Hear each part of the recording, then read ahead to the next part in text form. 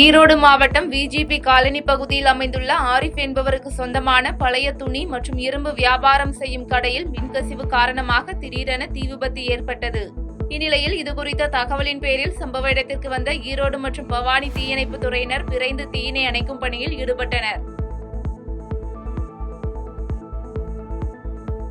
செங்கல்பட்டு அரசு மருத்துவக் கல்லூரி மருத்துவமனை மருத்துவ அதிகாரியை கண்டித்து பகுஜன் சமாஜ் கட்சி தலைமையில் ஒப்பந்த ஊழியர்கள் கண்டன ஆர்ப்பாட்டத்தில் ஈடுபட்டனர். இதனையடுத்து மருத்துவமனை மருத்துவ அதிகாரி முகுந்தன் மீது தவறான குற்றச்சாட்டை ஒப்பந்த தொழிலாளர்கள் தொடர்ந்து முன்வைப்பதாக கூறி 50க்கும் மேற்பட்ட மருத்துவர்கள் கருப்பு பேட்ஜ் அணிந்து மருத்துவமனை நுழைவு வாயில் அருகே போராட்டத்தில் ஈடுபட்டதால் செங்கல்பட்டில் பரபரப்பு ஏற்பட்டது.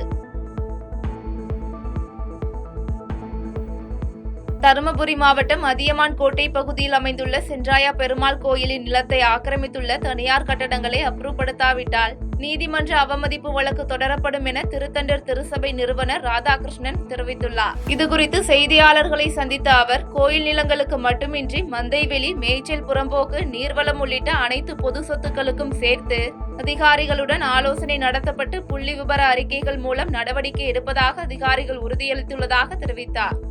மேய்ச்சல் புறம்போக்கு, அதாவது மந்தவெளி, மேய்ச்சல் புறம்போக்கு, நீர்வளம், மற்ற பொது சொத்துக்களுக்கும் சேர்த்து அனைத்து துறை அலுவலருடன் நடத்தப்பட்டுள்ளது. வருகிற 27ஆம் தேதிக்குள் புள்ளி விவர அறிக்கையினை பெற்று பரிசீலித்து நடவடிக்கை தொடருவதாக அனைத்து அரசு அலுவலர்கள் தரப்பிலும் உறுதியளிக்கப்பட்டுள்ளது. 27ஆம் தேதிக்கு பிறகு எந்தவிதமான சரியான நடவடிக்கையும் இல்லை என்றால் நீதிமன்றத்தில் நீதிமன்ற அவமதிப்பு வழக்கு தொடருவோம். ஏற்கனவே நீதிமன்ற அவமதிப்பு தொடர்புடைய அறிவிப்பானது வழங்கப்பட்டு விட்டது. கண்டிப்பாக நிச்சயமாக தொடருவோம். சம்பந்தப்பட்ட அலுவலர்களுக்கு சட்ட ரீதியான தண்டனை விதிக்க கோரி முறையிடுவோம்.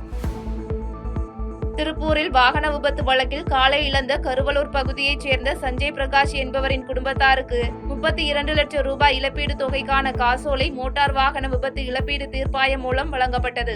மேலும் 2025ஆம் ஆண்டு நேர்ந்த விபத்தில் சஞ்சய் பிரகாஷின் ஒற்றைக்கால் சேதமடைந்த நிலையில் அவரது தாய் தொடர்ந்த வழக்கு மூலம் இந்த தீர்ப்பாயம் வழங்கப்பட்டுள்ளது.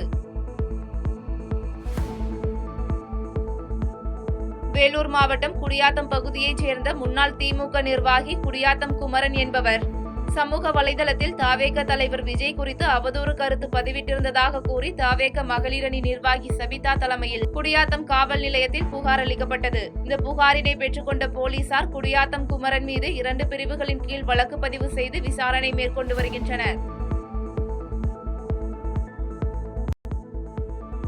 விழுப்புரம் மாவட்டம் திருக்கோவிலூர் தொகுதியில் தீய சக்தி திமுகவை வீழ்த்த ஆளுமை மிக்க ஒருவரை நியமித்து தாமரை சின்னத்தில் போட்டியிட்டு வெற்றி பெறுவதாக பாரதிய ஜனதா கட்சியின் தெற்கு மாவட்ட பிரச்சார பிரிவு மாவட்ட தலைவர் வேலு தெரிவித்துள்ளார். திருக்கோவிலூரில் செய்தியாளர்களை சந்தித்த அவர், பாஜகவை பொறுத்தவரை தலைமையின் முடிவையே அனைவரும் பின்பற்றுவதாக தெரிவித்தார். எங்களை பொறுத்தவரையில் எங்களுடைய மாநில தலைமை நாட்டின் நலன் கருதி தான் எந்த ஒரு முடிவெடுப்பாங்க. அப்படி அவங்க முடிவு எடுக்கிற பட்சத்தில் கூட்டணி கட்சியில் யாரை நிறுத்தினாலும் நாங்கள் உயிர் கொடுத்து வேலை செய்வோம். ஐஜேகே கட்சி நிறுவனர் பாரிவேந்தர் ஐயாவை பொறுத்தளவு பார்த்தீங்கன்னாக்கா, அவர் ஒரு ஆளுமை மிக்க நிர்வாக திறமை உள்ளவர். அவர் பல கல்வி நிறுவனங்களை நடத்தி கொண்டிருக்கிறார். இந்த திருக்கோயிலூர் தொகுதியில் புதுக்கோட்டை மாவட்டம் காரையூர் மேம்படுத்தப்பட்ட அரசு ஆரம்ப சுகாதார நிலையத்தில் 9 மணி நேரத்தில் 4 சுகப்பிரசவங்கள் பார்த்து 3வது முறையாக சாதனை படைத்த மருத்துவர்கள் செவிலியர்களுக்கு மாவட்ட சுகாதார அலுவலர் ஹேம்சந்த் காந்தி தமது பாராட்டுகளை தெரிவித்துள்ளார். மேலும் வட்டார மருத்துவ அலுவலர் மருத்துவர் அருள்மணி நாகராஜன் அனைத்து தாய்மார்களையும் பார்வையிட்டு குழந்தைகள் நல பெட்டகத்தை வழங்கினார்.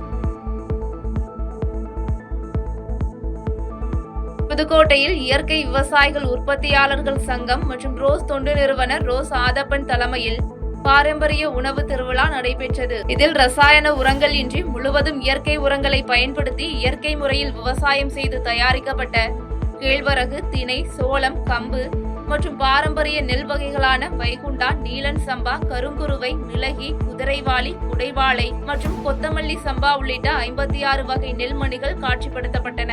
பாரம்பரிய கலைகளை பற்றியும் பாரம்பரிய உணவுகளை பற்றியும் இயற்கை வேளாண்மை, சுற்றுச்சூழல் பற்றியெல்லாம் மக்களுக்கு, சிறுவர்களுக்கு, பெரியவர்களுக்கு, இளைஞர்களுக்கு விழிப்புணர்வு ஏற்படுத்துவதற்காக ரோஸ் தொண்டு நிறுவனமும் எங்களுடைய புதுக்கோட்டை இயற்கை விவசாய உற்பத்தியாளர் நிறுவனம் இணைந்து இங்கே பாரம்பரிய நெல் வகைகள் ஒரு 56 வகையான நெல் இருக்குது. அதே மாதிரி அரிசி, சிறுதானியங்கள், பயிறு வகைகள், இன்னும் மதிப்பு கூட்டப்பட்ட பொருட்கள், அதுலேருந்து என்னென்ன பாரம்பரியமாக எப்படி செய்யலாம், ரசாயனம் கலக்காமல் எப்படி செய்யலாங்கிறதுக்கான கண்காட்சியை இங்கே வச்சுருக்கோம். திருப்பூர் மாவட்டம் வாய்க்கால்மேடு பகுதியில் நல்லூர் நுகர்வோர் மன்ற தலைவர் சண்முகம் அளித்த புகாரின் பேரில் வணிக சிலிண்டர் பதுக்கி கூடுதல் விலைக்கு விற்பனை செய்த ஸ்ரீ சர்க்குரு கேஸ் ஏஜென்சி என்ற தனியார் ஏஜென்சிக்கு சீல் வைக்கப்பட்டது. மேலும் கேஸ் ஏஜென்சி உரிமையாளர் மற்றும் பணியாளர்கள் ஆய்வுக்கு ஒத்துழைப்பு வழங்காத நிலையில் கேஸ் ஏஜென்சிக்கு சீல் வைக்கப்பட்டது என்பது குறிப்பிடத்தக்கது. 1900 ரூபாய்க்கு விற்கப்பட வேண்டிய சிலிண்டரை 4000 வரையில் விற்கப்படுகிறார்கள். அதுபோக 5 கிலோ சிலிண்டர் வீட்டுகளுக்கு பயன்படுத்துவதற்காக ஒரு வேன் நிறையாக ஏற்றப்பட்டு வெளியில் கொண்டு போய் விட்டார்கள். ஆகவே இது சம்பந்தமாக உரிய நடவடிக்கை வேண்டும் என்று கேட்டதின் அடிப்படையில் மாவட்ட நிர்வாகத்திடம் புகார் கொடுத்ததில் உரிய நடவடிக்கை எடுப்பதாக சர்க்குணம் ஏஜென்சி மீது எஃப்ஐஆர் போடுவதாக மாவட்ட ஆட்சியாளர் அவர்கள் தெரிவித்தார்கள். அதைத் தொடர்ந்து விசாரணை நடந்து கொண்டிருக்கிறது. விசாரணை அடிப்படையில் அவர்களை கைது செய்வார்கள் என்று நான் நம்புகிறேன். செங்கல்பட்டு மாவட்டம் ஆயப்பாக்கம் ஊராட்சியில் 65 பேருக்கு இலவச வீட்டுமனை பட்டா வழங்கும் நிகழ்ச்சி ஊராட்சி மன்ற தலைவர் ஆர்த்தி பாஸ்கர் தலைமையில் நடைபெற்றது. இதில் சிறப்பு அழைப்பாளராக கலந்து கொண்ட சட்டமன்ற உறுப்பினர் பனையூர் பாபு பயனாளிகளுக்கு இலவச வீட்டுமனை பட்டா வழங்கிய பின்னர் 2026 சட்டமன்ற தேர்தலில் திமுக கூட்டணி கட்சிக்கு ஆதரவு தர வேண்டும் என கேட்டுக்கொண்டார். ஈரோடு மாவட்டம் சத்தியமங்கலம் புலிகள் காப்பக வனப்பகுதியிலிருந்து வெளியேறிய சிறுத்தை ஒன்று பன்னாரி சோதனை சாவடி அருகே சாலையை கடக்கும் வீடியோ சமூக வலைதளங்களில் வெளியாகியுள்ளது. இந்நிலையில் இரவு நேரங்களில் வாகனங்கள் அதிகம் செல்லாத காரணத்தால் வனப்பகுதியை விட்டு வெளியேறும் வனவிலங்குகள் சாலையோரம் நடமாடுவதும் வாடிக்கையாகி வரும் நிலையில் அவ்வழியாக பயணிக்கும் வாகன ஓட்டிகள் கவனத்துடன் வாகனத்தை இயக்குமாறு வனத்துறையினர் எச்சரிக்கை விடுத்துள்ளனர். ஈரோடு மாவட்டம் பவானிசாகர் பேருந்து நிலையம் அருகே அரசின் கட்டுப்பாட்டின் கீழ் இயங்கி வரும் மதுபான கடை மதியம் 12 மணி முதல் இரவு 10 மணி வரை மட்டுமே செயல்படும் காரணத்தால் அப்பகுதியில் உள்ள சிலர் மதுபானங்களை வாங்கி தனியாக சட்டவிரோதமாக விற்பனையில் ஈடுபட்டுள்ளனர். மேலும் பவானிசாகர் பகுதியில் தொடர்ந்து இதுபோன்று சட்டவிரோத மது விற்பனை நடைபெற்று வருவதாகவும் காவல்துறையினருக்கு இதுகுறித்து தகவல் தெரிந்தும் கண்டும் காணாமல் இருப்பதாகவும் அப்பகுதி மக்கள் குற்றம் சாட்டுகின்றனர். தென்காசி மாவட்டம் கடையம் சின்னத்தேர் திடல் பகுதியில் கேஸ் சிலிண்டர் தட்டுப்பாட்டை கண்டித்து காங்கிரஸ் கட்சியினர் சிலிண்டருக்கு மாலை அணிவித்தும் விறகு அடுப்பில் தோசை சுட்டும் போராட்டத்தில் ஈடுபட்டனர். மேலும் மாவட்ட தலைவர் செல்வராஜ் தலைமையில் நடைபெற்ற இந்த போராட்டத்தில் சிலிண்டர் தட்டுப்பாடு இல்லாமல் அனைவருக்கும் கிடைக்க வழி செய்ய வலியுறுத்தியும் மத்திய அரசை கண்டித்தும் முழக்கங்கள் எழுப்பப்பட்டன. வளைகுடா நாடுகளில் நிலவும் போர் பதற்றம் காரணமாக வணிக பயன்பாடு எரிவாயு சிலிண்டர் தட்டுப்பாடு ஏற்பட்டு டீக்கடை, உணவு விடுதி ஆகியவை மூடப்படும் நிலை ஏற்பட்ட நிலையில் தற்போது இனிப்பகங்கள் தயாரிக்கும் கடைகளும் மூடப்படும் நிலை ஏற்பட்டுள்ளது. இதன் ஒரு பகுதியாக திருவாரூர் நகர் பகுதியில் செயல்பட்டு வந்த இனிப்பகங்களில் இதுவரை தயாரித்து வைக்கப்பட்டிருந்த இனிப்புகள் விற்கப்பட்ட நிலையில் இனி மேற்கொண்டு இனிப்புகள் தயாரிக்க முடியாத நிலை ஏற்பட்டுள்ளது. இந்த சிலிண்டர் தட்டுப்பாடுனால கிட்டத்தட்ட ஒரு வாரமாகவே கிட்டத்தட்ட 280 கடைகள் வந்து திருவாரூரில் ஹோட்டல், பேக்கரி, ஸ்வீட் எல்லாமே இருக்குது. இப்போ கிட்டத்தட்ட 20% கடையை சாத்திட்டோம். இப்போ மீதி இருக்கிற ஸ்வீட்டை வந்து ஸ்வீட் ஸ்டாலில் இருக்கிற வரைக்கும் தான் ஓடிட்டு இருக்கு. என்னடா ஸ்வீட் எல்லாம் தயாரிப்பு பார்த்தீங்கன்னாக்கா எல்லாமே கேஸில் தான் பண்ணிக்கிட்டு இருக்கோம். ஓவனில் வந்து கேஸில் தான் ஓடிட்டு இருக்கு. அதுக்கப்புறம் பார்த்தீங்கன்னாக்கா இப்போ டீ, வடை எல்லாமே கேஸில் ஓடுறதுனால கேஸ் தட்டுப்பாடு வர்றதுனால இப்போ ஒன்றாவே கட் பண்ணிக்கிட்டு இருக்கோம். பார்த்தீங்கன்னா வடை, இந்த போண்டா, சம்சா போடுறதெல்லாம் இப்போ நிப்பாட்டிட்டு அந்த டீ மட்டும் தான் ரன் ஆகிட்டு இருக்கு. இது இப்படியே நீடிச்சின்னு சொன்னாக்கா உணவு தட்டுப்பாடே அதிகமாக வந்துடும். தஞ்சாவூர் மாவட்டம் அம்மாப்பேட்டை பேரூராட்சியில் கண்ணாரத்தெரு பேருந்து நிலையத்தில் 58 லட்சம் ரூபாய் மதிப்பீட்டில் அமைக்கப்பட்ட கலைஞர் பூங்காவினை நகர்ப்புற வளர்ச்சி மற்றும் குடிநீர் வழங்கல் துறை அமைச்சர் KN நேரு பொதுமக்கள் பயன்பாட்டிற்காக திறந்து வைத்தார். தொடர்ந்து மாணவ மாணவிகளுக்கு விளையாட்டு உபகரணங்களை வழங்கிய அமைச்சர் KN நேரு இறகுப்பந்து விளையாட்டினை மாணவர்களுடன் இணைந்து விளையாடி மகிழ்ந்தார்.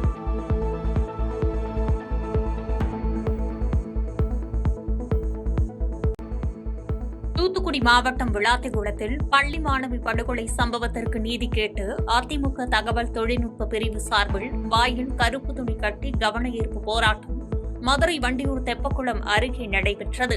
அதிமுக தகவல் தொழில்நுட்ப பிரிவு செயலாளர் ராஜ் சத்யன் தலைமையில் நடைபெற்ற இந்த போராட்டத்தில் தமிழகத்தில் பாலியல் குற்றங்கள் அதிகரித்து வருவதாகவும் காவல்துறை ஆளுங்கட்சியின் ஏவல் துறையாக மாறிவிட்டதாக குற்றம் சாட்டினர்.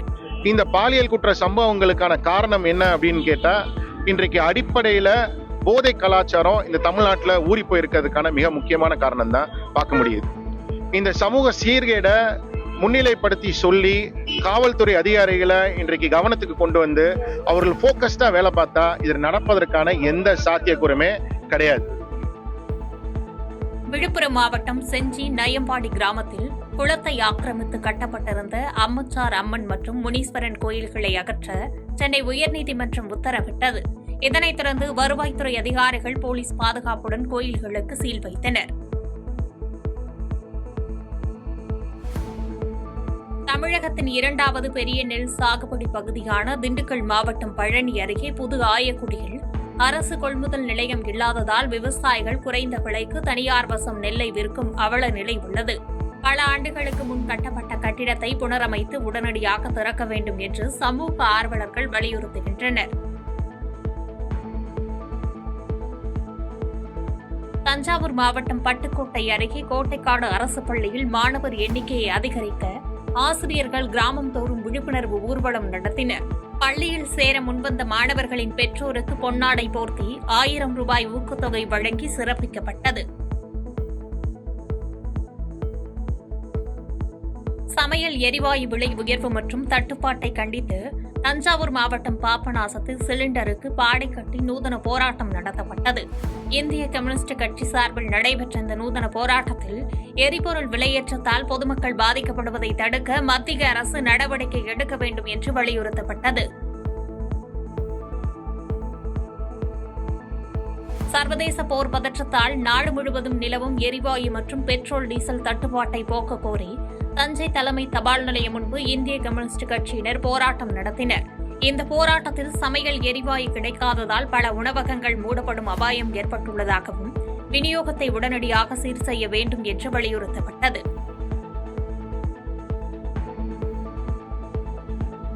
கன்னியாகுமரி பாராளுமன்ற உறுப்பினர் விஜய் வசந்த் தனது தொகுதி மேம்பாட்டு நிதியிலிருந்து ரூபாய் 25 லட்சம் மதிப்பில் பட்டு வளர்ச்சித்துறை மையத்திற்கு புதிய கட்டடத்தை கட்டித் தந்துள்ளார்.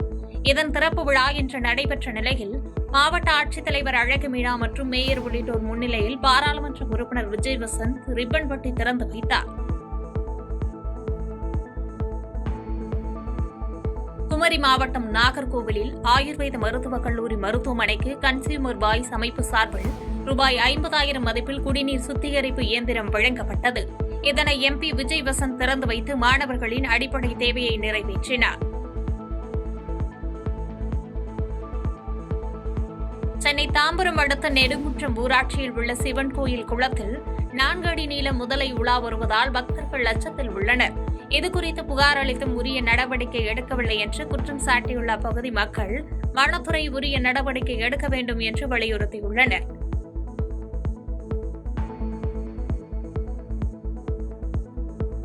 செங்கல்பட்டு புதிய பேருந்து நிலையம் தமிழக முதலமைச்சர் ஸ்டாலின் பிறந்தநாளையொட்டி சட்டமன்ற உறுப்பினர் வரலட்சுமி மதுசூதனன் தனது சொந்த செலவில் 66 மாற்றுத்திறனாளிகளுக்கு அவர்களின் வாழ்வாதாரத்திற்காக ஆடுகளை வழங்கினார்.